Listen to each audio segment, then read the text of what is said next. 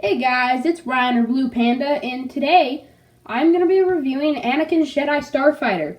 Now, this is a set I was not expecting to buy, but for a stop motion, which I'm not going to spoil anything about that I have planned, that's probably not going to happen for a long time because, well, I'm waiting for Christmas to be over because hopefully I get some stuff that would make me be able to do it a bit better.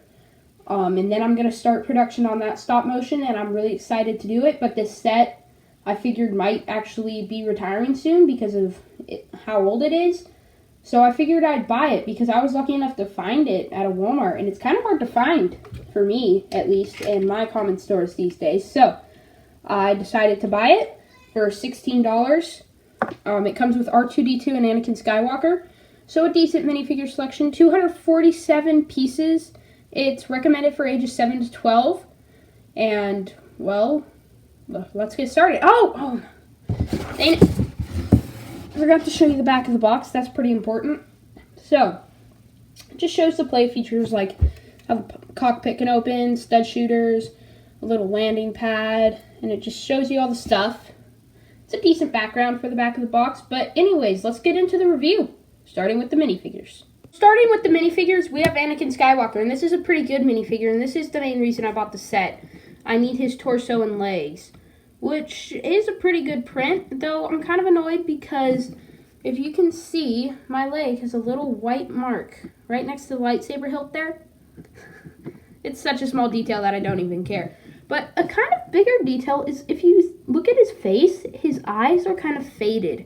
I don't know if that's the way it is with all the minifigures, but it kind of looks like a misprint. But whatever, I don't really mind. This lightsaber is kind of interesting to me. It looks like it kind of has a frost over it or something, which is weird to me. I don't know if that's different or if this just looks different to me or if it's just a misprint or something weird. I don't know. Maybe when it was, maybe when they molded it or whatever, it just got kind of like, I don't know, just something happened to it when they were molding it. But anyways, it's a decent face print. I really like how he has the little headset. And if you turn him to the back, you will see that he has nice back printing and another facial expression. I really like how they captured the scar. It's pretty nice. Overall, just a pretty good minifigure that I'm very pleased with. So next up is R2-D2, and I'm pretty pleased with the minifigure. Droid, duh. I really like how they changed this to kind of a metallic silver, where it used to be just a plain gray. Like, I've had R2-D2s like this before, but I always remember being very pleased when that first happened. Anyways, very nice printing on the front, and he just has the two leg pieces as usual. No printing on the back except for on his head. So overall, a pretty nice figure. Droid, dang it. But, yeah. It's decent. Not the best droid in the world, but certainly a good one nonetheless. Moving on to the build of the set. Now, this is a build I'm very pleased with. I got it thinking it would be about this long, so that's nice. It adds some extra length. And it's very sufficient. A substantial build for $16, what I paid for it at Walmart. I'm telling you, Walmart has really good deals on Legos a lot of times. 20% off most new Legos. So that's very nice. Has two stud shooters, as you can see. And the yellow and gray design looks very nice. While yellow is not my favorite color, it works very well with all these smooth yellow pieces. It just blends well with the gray. Now, the overall shape that they were able to accomplish is very nice. I had an old Jedi Starfighter when I used to be really into Star Wars when I was younger, and it was blue and white. And I remember very liking it a lot.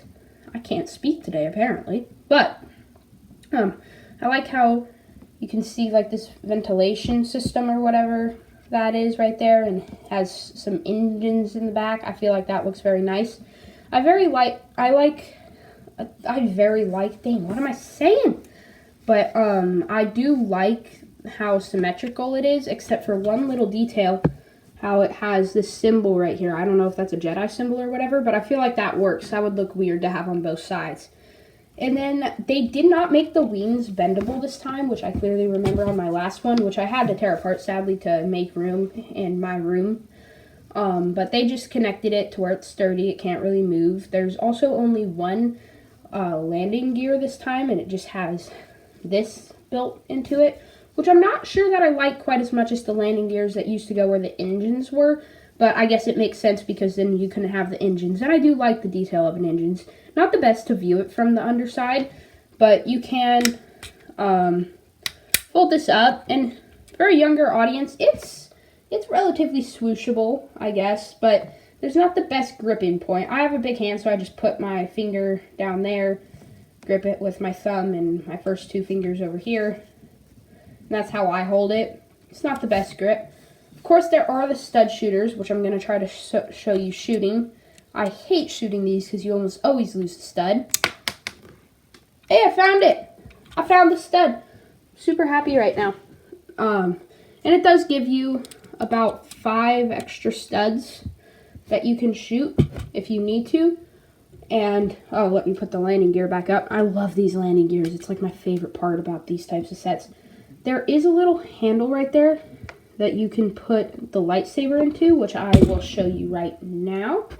So I just got the lightsaber from Anakin Skywalker, and you can hold it right there while your Jedi is flying in his ship. And now I'm going to show you the Jedi in the ship, along with R2. So you just lift up the cockpit. Let me show you that. It's a pretty decent cockpit. It's kind of annoying how you can see through it right there, but you can't really tell when Anakin's in it. So let me just put my character in there, and then you close the cockpit. And if you take R2 over here, you rip off his head, violent, and then you twist it to where his, dang it, to where his eyeball is facing his leg. You can put him in the little compartment they provide for him. That just has one stud to connect to the bottom of him. So you just put him in there, and boom, you have R2 and Anakin Skywalker in your Jedi Starfighter. So that looks very nice. I really like how they were able to accomplish this back wing build. And that's pretty much all I have to say for the Starfighter. Overall, a very nice build, which I would easily give a 10 out of 10 for this set. And I was buying it for the minifigure, honestly. I was thinking about going to a store called Bricks and Minifigs to get it, but I figured by the time I did that and paid probably like $6 or $8 for the minifigure, I might as well just buy the set for $16. And overall, I'm very pleased with my decision. It's a very nice build that I was actually not expecting to be this good. So overall, I'm very happy. And I would easily give this a 10 out of 10 or an A+, whatever you want to say. But overall, just a very great set, I have to say. I totally recommend it. So if you are going to buy it, I would buy it at Walmart because it's usually $16.